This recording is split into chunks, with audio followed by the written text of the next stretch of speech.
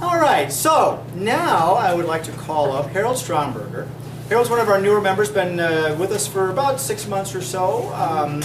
And Harold's like Johnny Cash, brother. He's been all over the place. And, we love hearing about his stories from his different exploits and places that he's been in his career and his life. Lives in Plainfield now. Is not yet published. His first attempt at writing came a few years ago when he wrote about a personal experience that he wanted to share.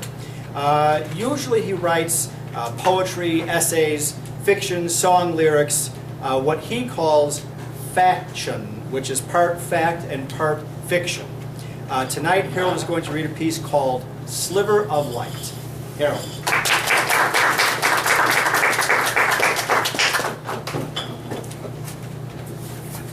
No poetry.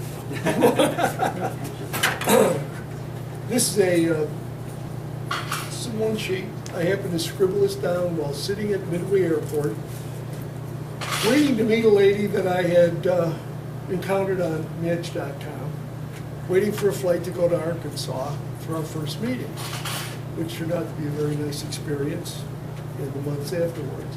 But my feelings at the moment were tempered, shall we say. This is a thought that came to mind. I call it Sliver of Light. I find myself sitting on the ground, or whatever this surface is. The only way to describe my surroundings is total darkness in all directions. Darkness to the extent that I have walked aimlessly, only to stumble and fall on the uneven surface. Darkness that I have never witnessed before, neither sunrise nor sunset, which conveys a vulnerable and defenseless cold feeling. I finally sat down after who knows how long.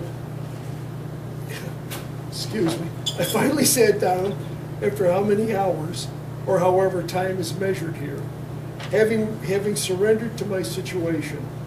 Suddenly, I see an ever so thin sliver of light in the distance.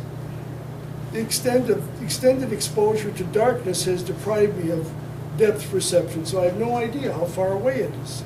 I just know direction. There is a sudden rush of enthusiasm to strive towards it, regardless of the fact that I am sure that I will stumble again and again in my attempt to escape the abyss and get back to the sliver of light, the bright side. My enthusiasm is soon tempered by the reality that there are several things to be considered before I start this journey. Is the sliver of light only a fragment of my frazzled imagination driven by my desperation to escape? If so, then it shall stumble forever, never reaching this mirage. If it is truly not a mirage, then how far away is it? My sense of depth perception is gone due to the darkness.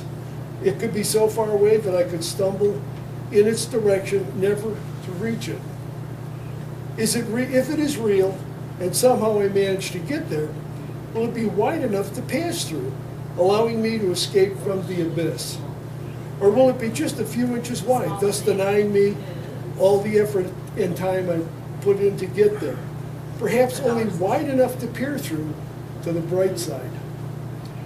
If I got there, and it is wide enough to get through, will I really want to leave?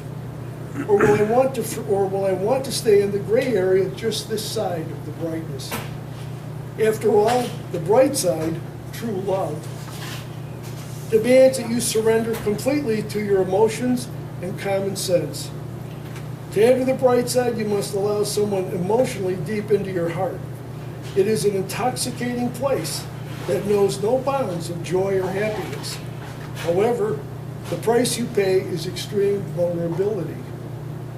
I know, because it once was on the bright side, and then suddenly cast into the abyss. That is why I sit here thinking to myself, should I really start and stumble in the direction? That's it.